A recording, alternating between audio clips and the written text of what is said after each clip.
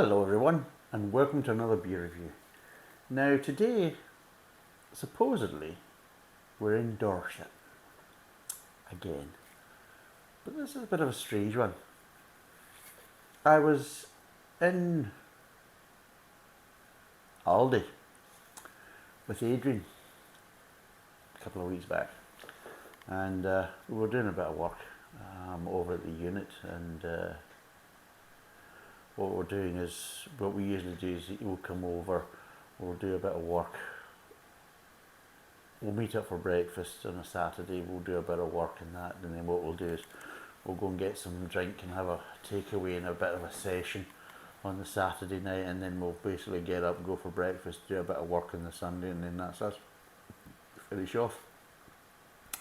But we're in Aldi, not because I wanted to be in Aldi, but this is because Avery quite likes the Red Devon cider from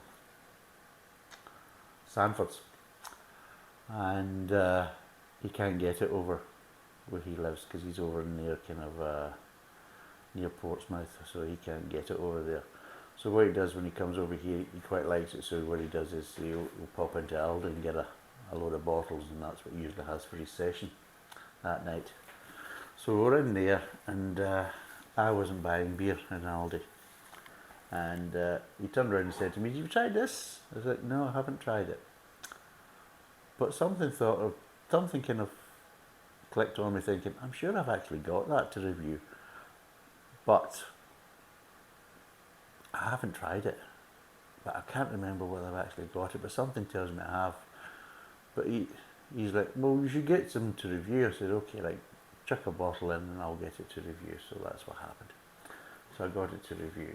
And when I was putting it in my kind of review kind of bag, I've got a big huge kind of, how would you put it? Well, it's like one of these kind of thermal bags, big huge thermal kind of bags. And I put my beer in there and I kind of close it up so it protects it from any UV light and things like that. And everything in that bag is still to be reviewed, and that bag can hold maybe about 45 bottles quite easily from that point, and I've got two of them, so quite good just now. I've only got one that's full to the brim, so there's about 40-50 bottles sitting there. And what I noticed when I was looking about for a beer to review, I thought, right, I'll do this one, and I noticed there was two of them in there. So regardless of what I think of this, the other one's going to Adrian, so next time he's over, Adrian, you're going to be drinking this. So if it turns out to be piss water, enjoy. If it turns out to be great, you bastard. So yes, so what we're doing is a Dorset IPA, and I know nothing about this, and I will be reading the spiel in the back, and I'll hopefully be able to give you a bit more information, but it's roughly about 150-160 a bottle. It's a 500ml bottle. It's 5%. It says it's specially selected. It's a bold West Coast style IPA with a citrusy edge. It's hoppy. It's a hoppy, fruity ale that's best served chilled to the bone. Brewed in the UK in partnership with Woodhouse. There's a surprise. I thought it would be, because Woodhouse do quite a lot of kind of Aldi brand. Because I think it's Witchwood Brewery does it for Lidl, so a lot of the Lidl kind of own brand stuff is done by the Witchwood Brewery over in Oxfordshire, and Woodhouse basically they do a lot of the kind of Aldi own brand kind of ales, and they are based in Blandford Forum at the Badger Brewery in Dorset, which is kind of the triangle. It's a bit of a strange one. So what you have is you have Dorchester there, Blandford Forum there, and then it comes down to kind of Poole there. So you get Poole and kind of, and then Bournemouth is there. So you get Bournemouth, Poole, Blandford Forum, and Dorset, and you've got a road that goes there, and because it's got kind of that triangle that you have in Dorset. Look at the map, you'll understand. So there's nothing there. It just says hoppy, fruity ale, best served chilled. That's really it. There's nothing, no other information. But yeah, that's what we got. Look out, agent. You could be onto a winner. You could have a free bottle here. But anyway, let's crack it open and see what it's like. Woohoo! Right.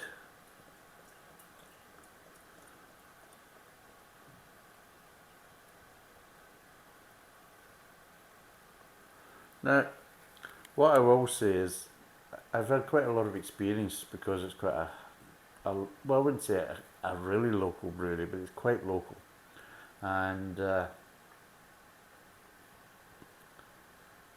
there's a few beers I've tried from the Holland Woodhouse, and they do know how to add hops to a beer. I'll give it that. They do know how to basically give it a bit of a citrus. I mean, one of the beers that I don't mind is one of my kind of session beers is Tanglefoot. Although what I would say is that the Holland Woodhouse Brewery, their beers have started to kind of go downhill. There's going to be a change in their beers, and they're not nowhere near as good as what they used to be, and some of them are just well below average from that point of view. So I don't know what's going on with Holland Woodhouse, but I mean, the champion is not as good as it used to be, even the Tanglefoot. And I would be totally honest, I mean, you go there and buy Tanglefoot in any supermarket, most of the time is you won't get it in bottles, you'll only get it in cans. So again, not such a good idea, but anyway. So what we've got for the podcast, non-viewers, is we've got a slightly kind of darker golden beer for a start, and it's a bit of kind of slightly over one finger head, and yeah, it's a bit kind of prawn crackerish, as you can see. Smell wise, I'll do this as for Instagram, they love that. But yeah, I can smell a little bit of malt, a little bit of grain, but I'm probably getting more citrus. But again, there's a slight sweetness to the malt, and again, it's kind of connecting to the citrus. It's not the worst smell in the world, not the best smell in the world, but actually not too bad. So let's see what it tastes like.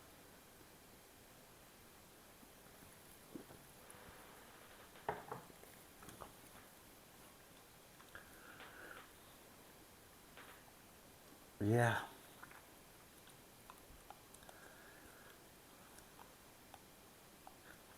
Got the citrus there. Not overly, but it is kind of a bit more front and centre in the aftertaste, but not overpowering. You know what it actually reminds me of? It reminds me of a slightly kind of bitter version of Tanglefoot.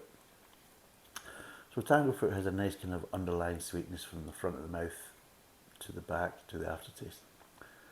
This doesn't really have that, so it's imagine Tanglefoot with a little bit more citrus in the aftertaste, and doesn't really have the kind of underlying sweetness going front to back, and it's a bit like that. So imagine it's like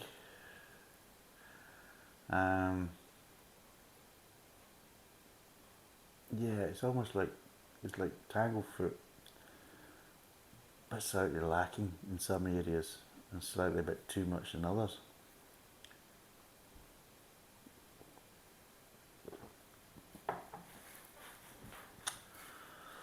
Alright. And yeah, it does have that kind of sourness, that slightly kind of pithy sourness in the aftertaste. People refer to this as bitterness. That ain't bitterness, that's a sourness. Because it is slightly lingering in the back of the tongue. As I keep saying, bitterness is on the back at the roof of the mouth. Sourness is right at the back of the tongue, and it's on the tongue, not on the roof of the mouth. That's that kind of sourness, and that's where you're getting that kind of hoppy sourness, which is supposed to represent the pithiness of citrus, you know. Of all the flavours you can get from citrus, especially if you take an orange as a good example, if you take an orange, of all the flavours you could take from an orange that you would want to impart in a drink, the best they could come up with was the kind of pithy, sour flavours between the actual rind and the actual fruit. Seriously. Like, if you basically says, right, I'm going to make a drink. Oh yeah, it's going to be based on oranges. Oh, that sounds good. Was it going to be more kind of orange juice, nice kind of sweet, you know, that lovely citrus kind of acidic flavour? No. Oh, you're going to have that slightly like kind of orange oil accent that you get from the rind, the skin, that. No.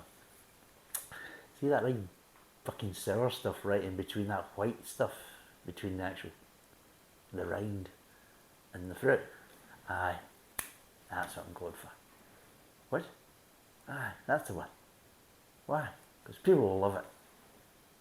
Seriously? Aye. Why do you think that? Because they're fucking daft. That's why. They're fucking daft. I know they're daft, so that's what we're going to go with. And they'll be creaming their panties over it. And what we'll do is, we'll call it craft. Really? Aye. You watch it. People will buy this pish. And it's like that. I mean, if you actually kind of broke it down from that kind of simplistic kind of conversation, you'd be thinking you're fucking mad. To a certain degree you probably are, but the reality is people do like it. Whether you want to call them mad, daft or whatever and that type of stuff, they do like it, and at the end of the day, well, fair enough. Everybody's entitled to their own opinion and everybody's entitled to their own flavour profiles that they enjoy. And if they enjoy that, then fair play to them. But for me,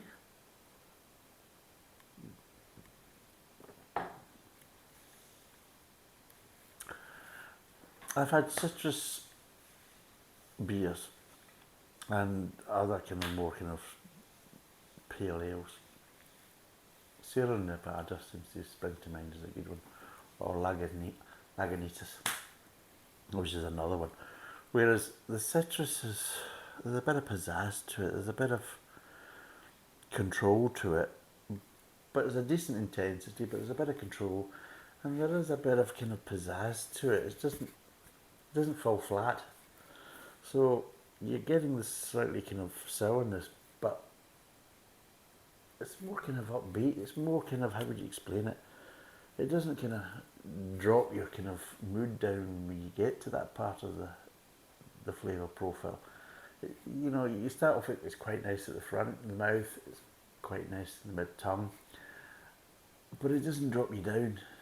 In the aftertaste, it keeps you kind of buoyant. That's what I'm trying to say, that your kind of sensation doesn't kind of drop down. With this it does. It's like, it's okay at the front of the mouth, but it's lacking that underlying sweetness to kind of balance that out, so it's not there. It's okay in the mid-tongue, and then it's just like, oh, it just kind of drags you down in the aftertaste, and you're like, not really what I want.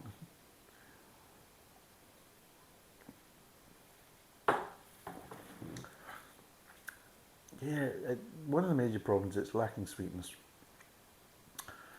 And yeah, it's not overly citrus in the aftertaste, but it's just the sourness just lingers.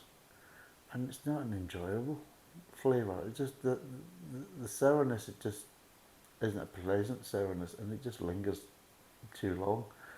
So just imagine if something that I'm not really enjoying this flavour, but Jesus, it just won't go away. It's kind of hanging on a bit too much, like a bad smell. It's like me in a taxi, drinking Carling. But anyway, that's another story, which I'm sure I've probably mentioned in a past review, if you're lucky enough to watch it. But yeah, no, this beer is lacking.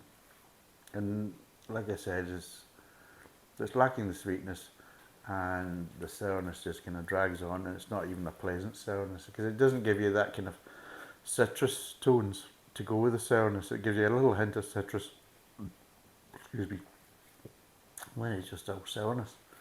And I'll be totally honest, I don't really want to drink too much of it, because this will be going down the sink. It's just, no, it's not for me.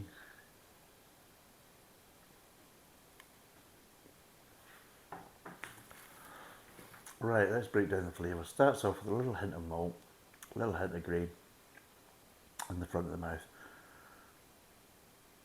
But you are starting to get a little bit of kind of what it feels like. It feels like it's kind of slightly bitter because you're getting little accents of citrus, but there's no sweetness. Absolutely, just no kind of underlying sweetness really.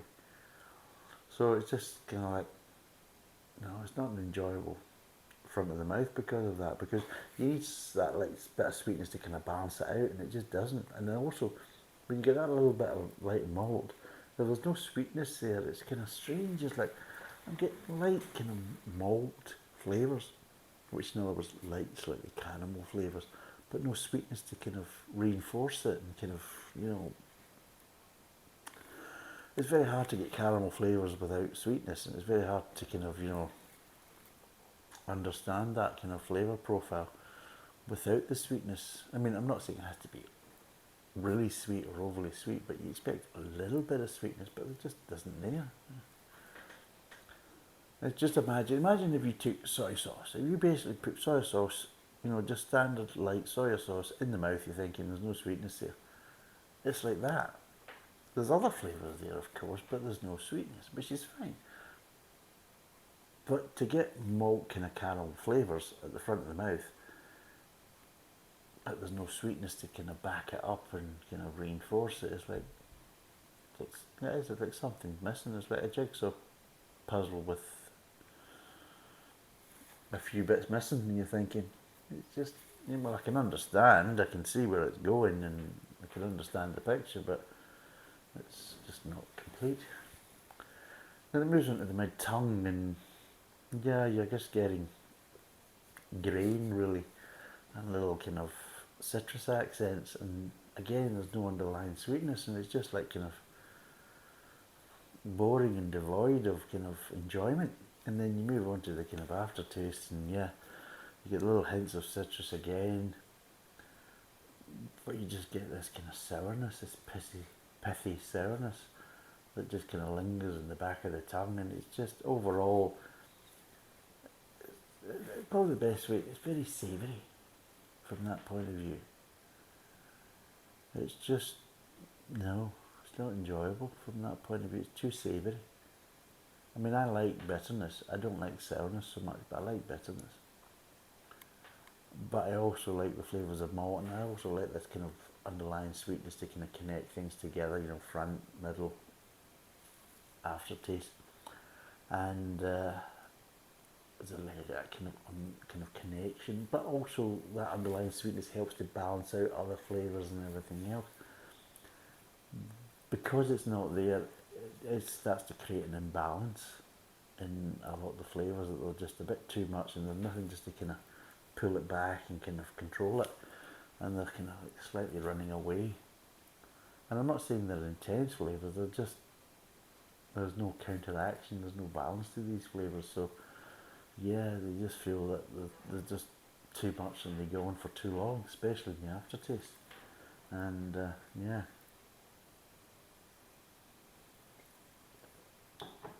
No, for me, no, it's not enjoyable. Not enjoyable at all. So what would I give this out of 10? I'm really not enjoying this at all. I'm going to give this a 3 out of 10, a 3. Now, if you're into your citrus flavours and you like it as sour as possible and everything else, now I'm not saying this is overly sour, but it's just because there's a lack of underlying sweetness, it just makes it more sour than it really actually is. And it just kind of hangs on a bit in the back of the tongue, and it just, overall, the experience from front to back isn't that enjoyable. So I'm going to give this a 3 out of 10. Would I recommend it? No.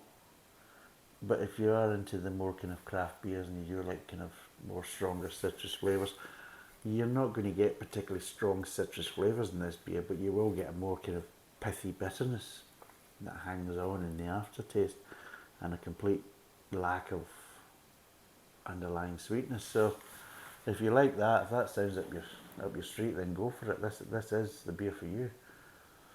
But if you're like me that doesn't mind a bit of citrus and a bit of sourness and that type of stuff, but you also got to be balanced out, like you would get with, like, say, a Sierra Nevada pale ale, then that'd be fine. I mean, not a problem, but this beer isn't that in any way, shape, or form. So that's why I'm only going to give it a 3. I would not recommend it from that. I would not recommend it to more traditional beer drinkers.